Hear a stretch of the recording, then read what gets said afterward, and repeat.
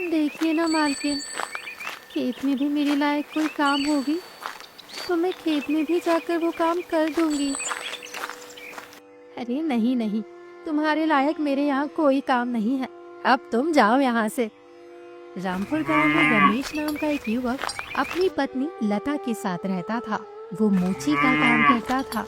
वो बहुत गरीब था और मुश्किल से अपनी रोजी रोटी कमा पाता था। लेकिन रमेश में एक खास बात थी। वो ईमानदार, मेहनती और कभी ना हार मानने वाला था। अरे सुनती हो भाग्यवान, मैं काम पर जा रहा हूँ। तुम मेरे लिए खाना बांध दो। खाना कैसे बनाऊं जी? खाने में कुछ नहीं है। घर का सारा राशन खत्म है और चिंटू के स्कूल की भी फीस भरनी है। आपके इस थोड़ी सी आमदनी में कुछ नहीं होता है। मैं क्या करूँ लता, मैं मेहनत तो करता हूँ पर पैसा होता ही नहीं है। तो क्यों ना जी, मैं भी आपके साथ काम करने चलूं? फिर हम दोनों मिलकर काम करेंगे तो घर चलाने में भी आसानी होगी। लेकिन लता, फिर चिंटू को और घर को दोनों को एक साथ कैसे संभाल पाओगी? इसीलिए तुम काम पर मत जाओ। तो पूरी जिंदगी ऐसे ही भिखारी की तरह बिताओ। ना ढंग के कपड़े, ना ढंग का खाना और ना ही ढंग का घर। लता, जब तुमने शादी की थी तब तो तुम्हें ये सब नहीं चाहिए था। तब तो तुम सिर्फ मुझसे प्यार करती थी। तब हमारा बच्चा नहीं था जी, सिर्फ हम दोनों ही थे। लेकिन अब हमारे साथ चिंटू भी है। अगर ये ढंग से पढ़ेगा लिखेगा नहीं तो ये भी हमारी तरह दर दर की ठोकरें खाता रहेगा। इसलिए मैं इसे अच्छे से अच्छे स्कूल में पढ़ाना चाहती हूँ और इसके लिए पैसे लगेंगे। इसलिए मैं काम करना चाहती हूँ।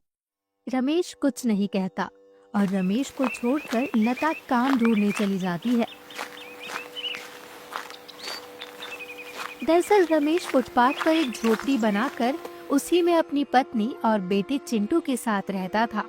लता अपने बेटे को पढ़ा लिखा कर एक अच्छी नौकरी कराना चाहती थी। ठीक है, जमींदार की पत्नी के यहाँ जाकर काम मांग लेना, लेकिन एक बात का ध्यान रखना, मालकिन बड़ी गुस्सैल टाइप की है। ठीक है जी, मैं आज ही चली जाऊंगी। इतना कहकर रमेश अपना मोची का काम करने लग जाता है और लता लाला सेठ के यहाँ झाड़ू पोछे का काम करने चली जाती है। लता वहाँ पहुँचकर कहती है, मालकिन, मुझे काम चाहिए था। मेरे लायक कोई काम है तो बता दीजिए, मैं पूरे मन से काम करूंगी। तुम्हारे पति का क्या नाम है और वो क्या काम करता है? मेरे पति का नाम रमेश है, वो मोची का काम करते हैं। और मेरा एक बेटा है जिसका नाम चिंटू है, जो स्कूल में पढ़ाई करता है। अच्छा, तो तुम मोची की पत्नी हो? अरे नहीं नहीं, तुम्हारे लायक मेरे घर में कोई काम नहीं है। देखिए ना मालकिन, खेत में भी मेरे लायक कोई काम होगा तो मैं खेत में भी जाकर वो काम कर दूंगी।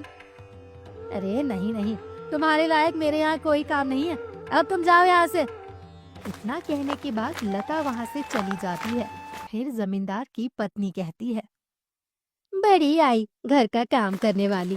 अरे मैं मोची की पत्नी से अपने घर की साफ सफाई करवाऊंगी। अरे इसके छूने से ही मेरा घर गंदा हो जाएगा। लता अपने घर जाकर उदास होकर बैठ जाती है।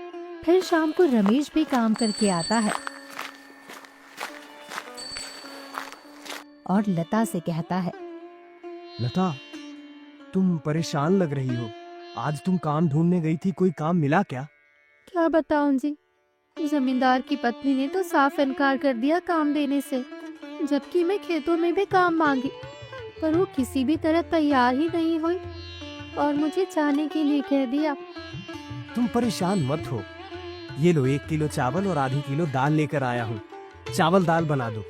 फिर लता दाल चावल बनाती है और अपने पति और बेटे सभी को खिलाकर सो जाती है।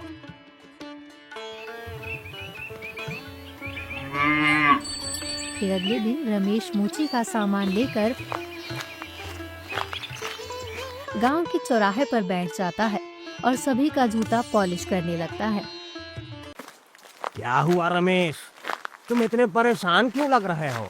क्या बताऊं भाई, मैंने आज तक कोई बेईमानी या चोरी नहीं की है, लेकिन फिर भी आज मेरा परिवार ढंग से 2 वक्त की रोटी तक नहीं खा पाता है। तुम चिंता मत करो भाई, अरे तुम जैसा तो नेक दिल और ईमानदार पूरे गांव में नहीं है। हम सबको गर्व है तुम पर। रहा पैसों का सवाल, अरे तो वो भी तुम्हारे पास एक न एक दिन जरूर आ जाएगा। फिर किसी तरह रमेश का दिन बीत रहा था। फिर एक दिन रमेश के गांव में एक व्यापारी आया और रमेश से जूते साफ करवाने लगा। मेरे ये जूते पॉलिश कर दो भाई।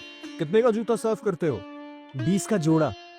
ठीक है, ये लो मेरे जूते साफ कर दो और पॉलिश भी मार देना। फिर रमेश उस व्यापारी के दोनों जूते साफ करने लगता है और साफ करके पॉलिश भी चढ़ा देता है और सेठ जी को देते हुए कहता है, ये लीजिए सेठ जी, आपका जूते का काम हो गया और आपके पूरे 25 रुपए हो गए, 20 पॉलिश के और 5 सफाई के। ये लो 50 और बाकी के छुट्टे तुम रख लो। नहीं मालिक, मैं सिर्फ अपनी मेहनत का पैसा लेता हूँ।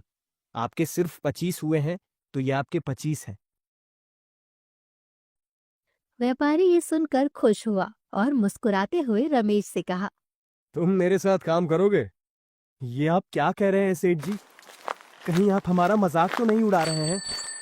नहीं रमेश, मैं तुम्हारे व्यवहार से खुश हुआ हूँ।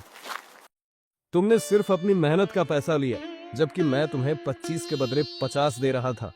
वो पैसा तुमने नहीं लिया, इसलिए मैं तुम्हारी मेहनत से खुश हूँ और मुझे भी एक ऐसे ही भरोसेमंद आदमी की जरूरत है। ये तो मेरा सौभाग्य होगा सेठ जी, जो आप मुझे अपने साथ काम दोगे, और मैं आपको ये वचन देता हूँ कि मैं पूरी लगन और मेहनत के साथ काम करूंगा। फिर चलो ठीक है, आज से ही तुम मेरे साथ मेरे यहाँ काम करोगे और रहना खाना सब मैं तुम्हें दूंगा। तुम्हें अब इस झोपड़ी में आने की कोई जरूरत नहीं है। लेकिन सेठ जी, मेरी बीवी और मेरा एक बेटा है, मैं उन्हें छोड़कर नहीं जा सकता हूँ। तो तुम उन्हें भी अपने साथ ला सकते हो। फिर रमेश अपनी बीवी और बच्चे को लेकर व्यापारी के साथ जाने लगता है। फिर शहर पहुंचने के बाद व्यापारी रमेश और उसकी पत्नी और बेटे तीनों को एक घर दिला देता है। फिर उसी में रमेश अपनी बीवी बच्चों को रखकर व्यापारी के साथ जाता है और व्यापारी गोदाम में सामान गिनने का और रख रखाव का काम रमेश को दे देता है। रमेश अपना काम इतनी लगन और ईमानदारी से करता है कि व्यापारी उस पर पूरी तरह भरोसा करने लगा। कुछ सालों बाद व्यापारी ने रमेश से कहा, तुम्हारी मेहनत और ईमानदारी ने मुझे बहुत प्रभावित किया है। मैं तुम्हें अपना गोदाम संभालने का जिम्मा देता हूँ। सेठ जी, आपने मुझ पर भरोसा किया, इसके लिए बहुत बहुत शुक्रिया। मैंने कभी नहीं सोचा था कि मैं मोची का काम छोड़कर एक अच्छी जिंदगी जी सकता हूँ। अरे रमेश, तुम इसके हकदार हो। तुमने दिन रात मेहनत से काम किया है, इसलिए ये तुम्हारा हक था। रमेश ने इस जिम्मेदारी को स्वीकार किया और व्यापारी के व्यवसाय को कई गुना बढ़ा दिया, जिससे व्यापारी ने खुश होकर एक दिन रमेश से कहा, तुम अब अपने दम पर काम करने के लिए तैयार हो। मैं तुम्हें व्यापार शुरू करने के लिए थोड़ा धन देना चाहता हूँ। लेकिन सेठ जी, अगर मैं व्यापार ठीक से नहीं कर पाया तो मैं आपका पैसा कैसे चुका पाऊंगा? रमेश, तुम मेरे साथ इतने सालों से काम कर रहे हो, मुझे तुम पर पूरा विश्वास है। तुम अपना व्यवसाय और भी अच्छे से चला सकोगे। तुम मेरे बेटे जैसे हो। तुम भी अपने पैरों पर खड़े हो जाओगे तो मुझे बहुत अच्छा लगेगा। और ये लो पैसे और खुद का व्यवसाय शुरू करो। ठीक है सेठ जी, मैं आपका भरोसा कभी नहीं तोड़ूंगा और दिन रात मेहनत करके अपने व्यवसाय को एक कामयाब बिजनेस जरूर बनाऊंगा। फिर रमेश ने उस धन का उपयोग करके अपना खुद का एक छोटा सा व्यवसाय शुरू किया। वो अपने व्यवसाय में भी उतनी ही मेहनत और ईमानदारी से काम करता रहा। धीरे धीरे उसका व्यापार बढ़ता गया और वो एक सफल व्यापारी बन गया। रमेश ने अपनी सफलता को कभी अपने सिर पर नहीं चढ़ने दिया। उसने हमेशा गरीबों की मदद की और ईमानदारी को प्राथमिकता दी। उसकी सफलता और समाज सेवा के कारण उसे बहुत सम्मान मिला। उसने अपने बच्चों को भी पढ़ने के लिए शहर भेज दिया और उसकी पत्नी वो भी रमेश के साथ मिलकर समाज सेवा करने लगी। आज हमारे पूरे गांव वाले की तरफ से रमेश को ये सम्मान दिया जाता है। इसने हमारे पूरे गांव के जरूरतमंद लोगों की हमेशा मदद की है, बिना किसी स्वार्थ भाव से, और इसके जैसे हमारे गांव में और कोई हो भी नहीं सकता है। इसीलिए आप सभी ताली से स्वागत कीजिए रमेश और उनकी पत्नी लता की। मैंने इसमें कोई मेहनत वाला काम नहीं किया है, ये तो मेरा फर्ज है। अगर समाज के हर व्यक्ति यही सोचे तो हमारे समाज में गरीबी बचेगी ही नहीं। इसीलिए हम आप सबसे यही विनती करते हैं कि आप भी अपने समाज की सेवा कीजिए। फिर उस दिन से उस गांव में सभी लोग अपने जरूरतमंद लोगों की मदद करने लगे और धीरे धीरे करके उस गांव से गरीबी बिल्कुल ही खत्म हो गई।